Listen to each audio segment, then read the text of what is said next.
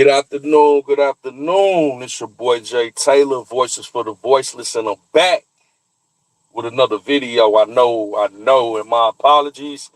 It's been about 2 weeks since I did any commentary over here on Voices for the Voiceless. I have been very busy. Peace and blessings, everybody. Hope that you've been well. Very busy musically. Um, I just filmed a video for my single that's available now on all major streaming platforms. If you don't have Apple Music or Amazon or Spotify, you can check it out on YouTube. It's called Politics. My artist name is Crux. That's Crux, and the name of the song is Politics. And I shot some amazing scenes. We finished filming for it yesterday. Sunday was a beautiful day. Even got some footage downtown Chicago. It's another beautiful day today here, Monday too. I think the weather is about 70 degrees. I just saw a bee chasing me. So you know it's real nice out here. We seeing bees in March. We get this early spring weather. But you never know. I mean, this weather bipolar. It might be a snowstorm in a week. You never know. But yeah, man. But even though I have been off, and doing music and other things, I have been getting my study on and researching this war. And as the title says, Iran, Israel, and the U.S., my honest thoughts on the war in Iran, right? And as we know, we are unfortunately at war with Iran, and our um, ally is with us, Israel. So, to really understand the scope of what's going on in 2026, we do have to go back in time to understand why Israel, Iran, and United States are at odds with each other. It really dates back to 1979, but it was some things that happened back in the 50s that really kicked some things off as well too. So we'll get to all of that. Um, but first and foremost, I'm always against war. I don't want war. It's terrible. And rest in peace to, I believe, the six um, service members that have lost their lives so far that are from the United States. And rest in peace to all of the um, people that have lost their lives on the other end in Iran and Israel as well. It is very, very, very, very unfortunate that it has come to this. But President Trump has outlined five main reasons as to why he issued war and jumped in it with Israel against Iran. Number one, the first reason is preventing a nuclear threat. Since 1979, and it's pronounced, the proper pronunciation is Iran. Iran has been with this regime, this current regime that was in office. They have the current regime, the Ayatollah Khamenei, and his leadership have all been unalive. So all the leaders that were in, they're trying to figure out who's going to be the next leader. All of them have been unalive. I think up to 40 people that were in leadership, and they have been issuing threats of a nuclear um, bomb coming in our direction for the past 47 years. It's in their constitution. Death to Israel, death to America. For 47 years, we've been under this threat. And also, they have been colluding with other nations that are adversaries to make this happen. So we have to keep that in mind. So that's the number one reason. The second reason is preemptive defense. The U.S. argues the strikes were necessary to prevent an imminent Iranian attack on United States forces and our allies, and they have shown that they will do that. They have returned attacks on countries such as Saudi Arabia and other places in that region of the world in the Middle East that didn't have anything to do with it. And, just because they're our allies, I mean, Saudi Arabia, for example, wouldn't let us set up any navy or army bases to attack our Iran, but they still threw missiles at them. Just off the strength that that's one of our allies in that region. So Saudi Arabia and other nations are returning fire on Iran as well at this point. So number three, dismantling military capabilities. Within 47 years of ballistic missile programs and missile production facilities. So yeah, number three, we gotta, destroy any remnant that they will continue to try to develop some type of missiles or nuclear weapons, to aim at us. Like I said, it's in their constitution. Death to America, death to our ally Israel. And number four, response to proxy attacks. Trump specifically blamed Iran for directing terrorist armies like Hezbollah, Hamas, and the Houthis, whose activities directly endanger the United States. Yeah, for example, and I've covered it on this channel a few times, the Houthis in particular are a group of radical pirates that are backed by Iran. When they see our ships in the Mediterranean and the Red Sea, they automatically throw bombs at them. They have unalived thousands of American citizens in that region, right? So they are definitely a threat. And last but, not least, support for the Iranian people and the regime change. When we started these attacks, 10 days, we've been in this war as of today, 10 days, right? And the war is by air. And I think that's why he didn't have to have congressional approval, because there are no boots on the ground. Everything is by aircraft. And I think that's how he got around Congress. But the Iranian people have been celebrating and thanking the president for trying to get this regime out of Iran. All over the world, a lot of Iranian people have fled to the United States, to parts of Europe, to all over the world to get away from this regime. This regime has turned off the internet at times and slaughtered tens of thousands of Iranian people that were protesting in the streets. I mean, this is the type of things that they do. If they spot a homosexual, if they find out a citizen is, they will throw them literally over the bridge under Sharia law. These are the things that they do. You know how we had the No Kings protests all over the country? Yeah, in Iran, you don't have that right to peacefully protest. These people are starving. These people are being unalive. Women are being raped. I had to say it with a G on this platform, but you know what I mean. And it's nothing they can do. I mean, they are very brutal in Iran as far as Sharia law. And yeah, the regime, President Trump made a promise several months ago to the Iranian people and told them, when we come in and we do what we do, we're gonna take out their military and disable and disarm the regime, take back your country. I mean, this is like, they knew that Trump was probably the only president in the world, not only the United States, that would actually do something. He fulfilled his promises.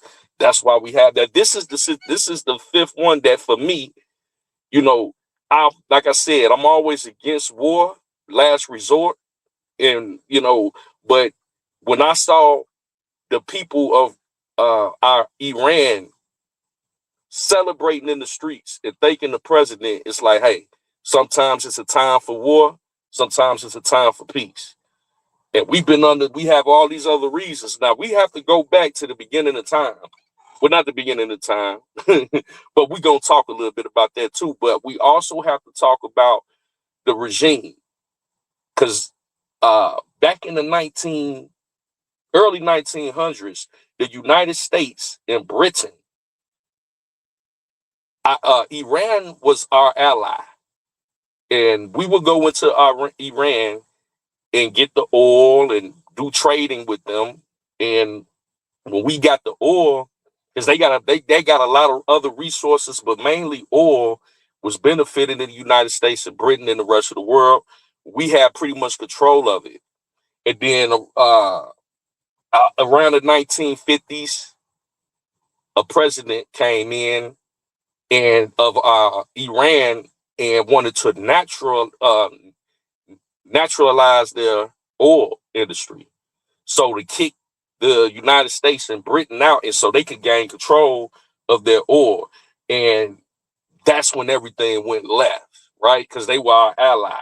I mean, if we go back in time, Iran is we have to keep in mind, this is one of the oldest civilizations, oldest countries in the world. In the Bible, Iran was Persia, right?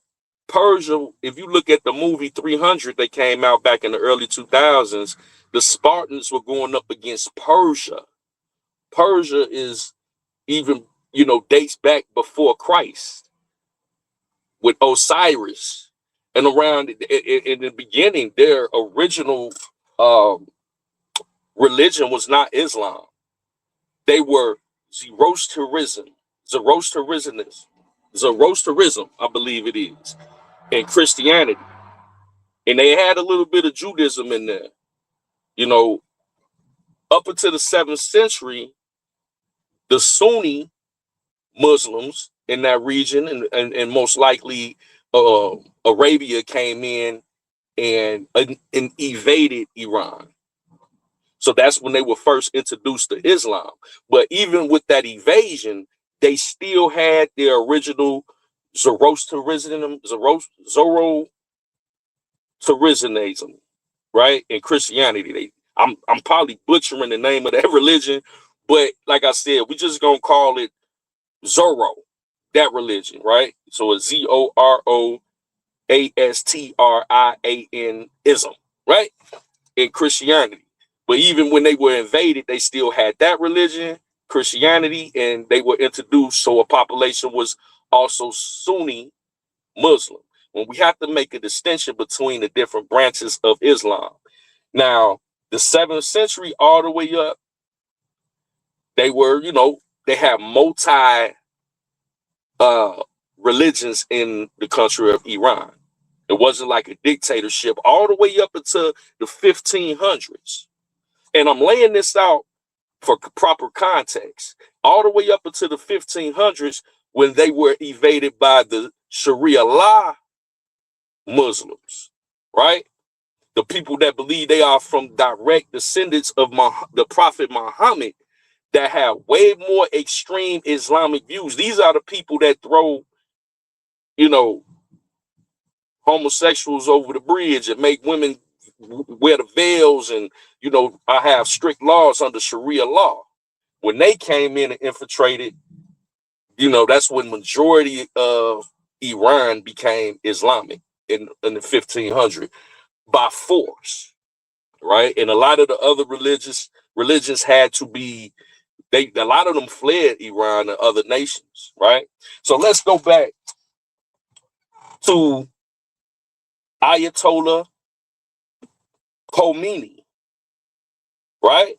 Ayatollah Khomeini was born September 24th in 1902 in Khmeimim, a town in the Kingdom of Persia, later named Iran.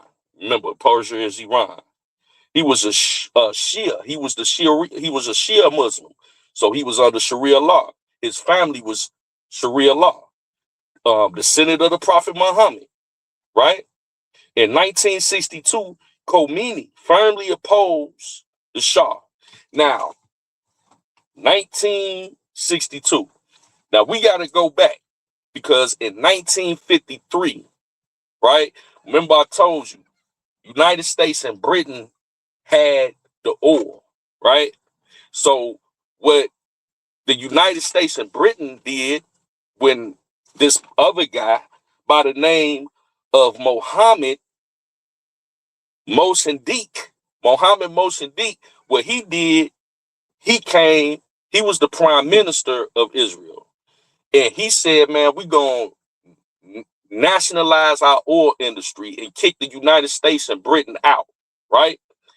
So when he decided to do that because they wanted to keep all their money for themselves, Mohammed Mossadegh, that's when Britain and the United States formed a coup with the CIA to help Britain install the Shah as president. So they could kick the Mohammed Mossadegh dude out and install our own president, right? And the purpose of that, we interfered in their election in 1953 and installed the Shah. I'm going to get his real name because I'm going to do another video on this and show you the breakdown. So the CIA used 15,000 federal agents to infiltrate their election to install this president named the Shah so we could continue to have access to the oil, Britain and United States. And I believe Israel benefited from this as well.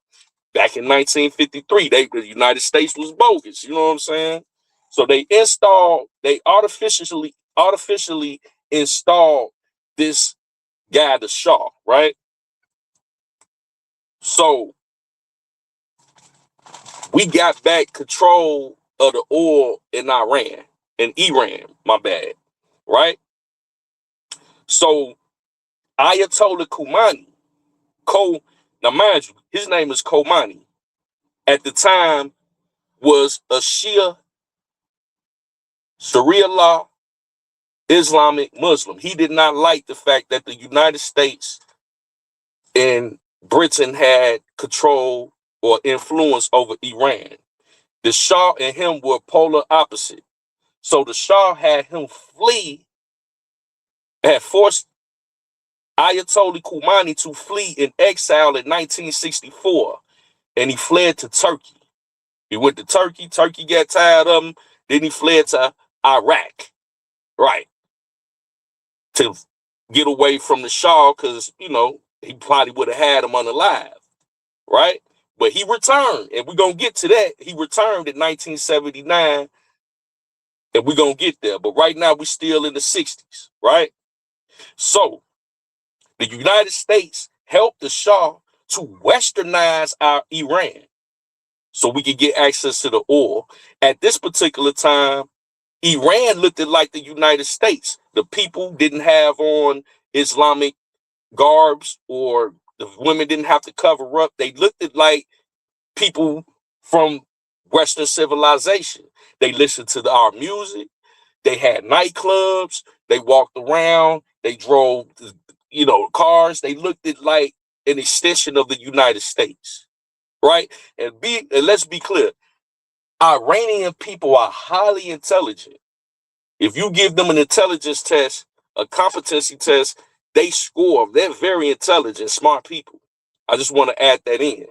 So when they westernized the United States, Khomeini fled to Turkey. Then he was in Iraq. He ended up in France, right? He was making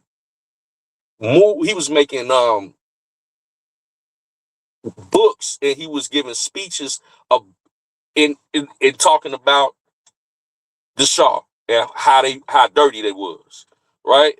So he's in exile. The Shah was greedy though, and he didn't spread the wealth. He was very wealthy, working with the United States and Britain and Israel, which angered the Iranian citizens and led to violent protests and a call to go back to Islamic rulership.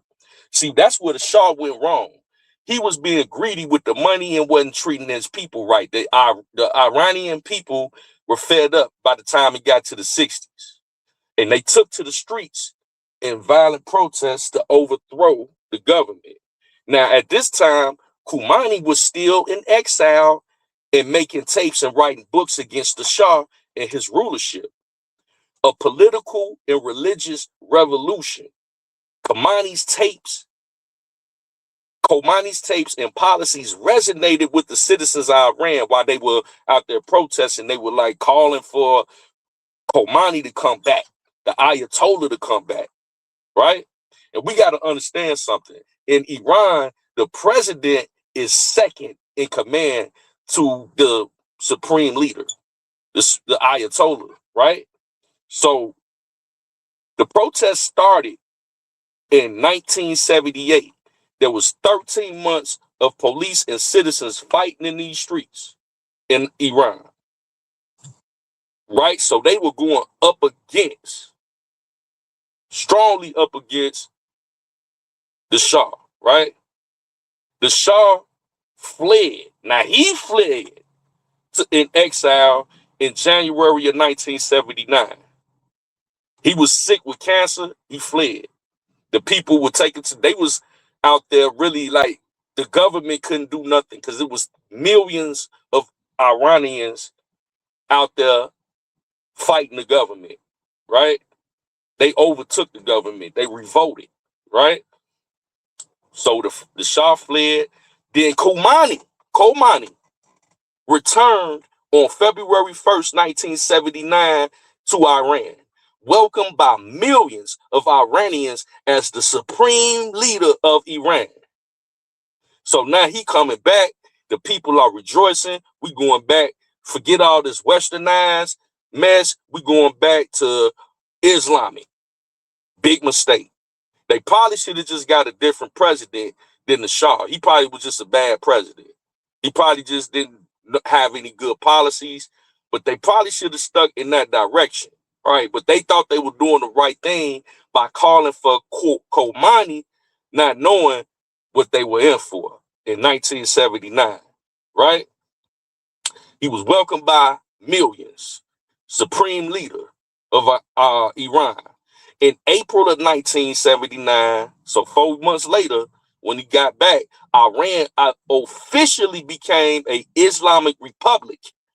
And Sharia law, Islam was forced, and 90% of the population were Sharia law, right? Women were forced to wear the veil, and westernized music and lifestyle were banned and punishable by Sharia law. So you couldn't even listen to no westernized music. You couldn't do none of that, right? All of that was banned, and you would be punished by Sharia law. Sharia law punishment is very different than the Constitution, and it's punishable by unaliving. They do they people very hey, the way they punish people is not in comparison, right? So, November of 1979, a mob of 3,000 Iranian protesters stormed the U.S. embassy in Tehran and took 63 American staff members hostage. So Tehran is the capital of Iran, right? So they against America right now at this point. This is when they instituted death to America in Iran, in Israel, because they saw Israel as an extension of America in the Middle East, which it basically is. That's our ally in that region, one of our main allies. So, you know, they wrote in their constitution, and they saw that we had American citizens there because they were just our ally in Iran. So quite naturally, we had institutions there. They rushed it at the United States embassy, and they captured 63 staff members that were American citizens, right? And they kept them as hostage. The Ayatollah Khomeini didn't try to stop the hostage situation, and he declared America the great Satan. So now we understand what all this friction and hostility is historical, right? It's almost biblical, right? So in response, the United States froze all funding to Iran and filed an international lawsuit. What a lawsuit gonna do? You cannot negotiate with terrorists, right? So President Jimmy Carter authorized a rescue operation in April of 1980, which failed due to defective helicopters that crashed on the way to Iran. So they tried to go get the people militarily, and they didn't even have the right proper helicopters to make it that far, and they crashed. And rest in peace to the service members that lost their life in that attempt. During majority of the 1980s, so now we're going through the 80s, Iran was at war with Saddam Hussein. You know, Saddam Hussein is from Iraq. So all of the 80s, basically, Iran was, busy going back and forth with Iraq in war. Khomeini reached out to President Ronald Reagan, right? So he reached out to the president at that time, which was Ronald Reagan, and he offered to buy United States military weapons to fight against Iraq in 1985, right?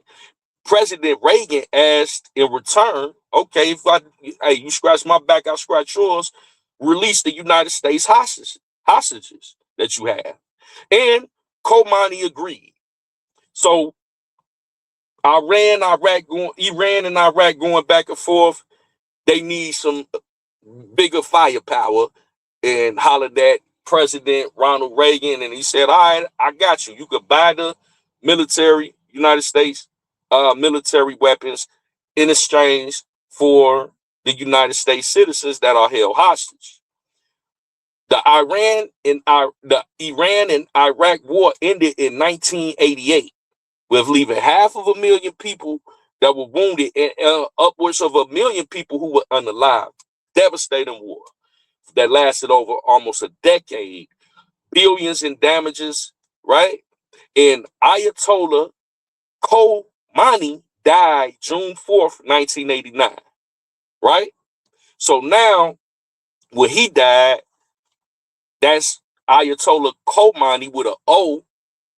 The Ayatollah Khomeini with an A took over as the supreme leader. That's the one that just got unalive in these last strikes over the past 10 days, him and his administration, the regime, right? So let's get to that. Ayatollah Khomeini with an A, Iran supreme leader, born in 1939, right? The other one was the Khomeini with an O was born in 1902. This Ayatollah was born in 1939. That came into power when Khomeini with an A passed. It's kind of confusion, but just follow, right? Now, a little brief history on Khomeini with an A. He found his calling as a religious leader while in a political opposition to Mohammed Pahlavi. So he had his own beef going on as well. He was, found himself to be a religious leader, a spiritual leader. People started to follow him. According to his official biography, Khomeini with an A was tortured at the age of 24 when he served time in prison for political activity. So he was a lifelong politician. Khomeini with an A was an ally of Ayatollah Khomeini that passed, right? So he was like his protege. He was the first one. He was rotating with the first one that passed back in the 80s. You know what I'm saying? So he was already being groomed for this, supreme leader position, right? So So he was there with the whole 1979 revolution when the people took to the street and demanded for an Islamic regime that they have. After the revolution, Khomeini rose through Iran's religious and political ranks, becoming deputy defense minister with Khomeini's support. Khomeini, with an A, won Iran's presidency in 1981. So he was the president in 81. And, Khomeini with an O was the president. Khomeini with an A, the new one, was the president. And the supreme leader, Khomeini with an O, was the supreme leader. So they were actually in office together during the 80s. The whole Iraq versus Iran war, you know, they were in leadership together, right? In Iran, you know, presidency ranks number 2 to the supreme leader, right? He became supreme leader in 1989. Now that's when, like I said, Khomeini with an O passed, and Khomeini with an A became supreme leader in 1989. The supreme leader has final say on all of Iran's domestic and foreign policy. Khomeini was unalived in a joint U.S.-Israeli attack on Iran on February 28th, 2026. So Khomeini was just unalive as Israel and the United States had launched this attack back on February 28th. And a lot of his, I think over 40 people that were a part of his regime. Now, my thing is this, like I said, I do not like war. I wanted to break down this history though. And like I said, I'm gonna do another video when I get in the studio to show you in more detail of what has transpired, right? And this is pretty lengthy, but it's important to understand this, right? So I thank you guys for taking time to listen, you know what I'm saying, to this history, man. I love history. I'm a big fan of history, and you know it's quite, man, it's amazing, their history, man. Iran is something to really be studied. And, you know, I think that this is going to be one for the books. You know, I hope that, you know, the Iranian people are able to find a suitable leader, and that the president agrees, and then all of this war is over with. I know they said that it was supposed to go for a few weeks, 3 to 4 weeks, you know, while they doing their thing. You know, so my prayers are with all the service members. Prayers are with Iran, United States, and Israel. All the people and families affected by it. The people that have been unalive, serving, fighting for their countries. Rest in peace and condolences to the family. It's your boy Jay Taylor, Voices for the Voiceless. Like I said, we're gonna come back and really break this thing down. Hope y'all learned something. But yeah, man, and definitely go check out my single Politics, CRUX Politics, on all major streaming sites. The official video coming soon. I'm looking forward to it. It's your boy Jay Taylor, Voices for the Voiceless. We love y'all. Until next time, we should see you soon. Peace and blessings.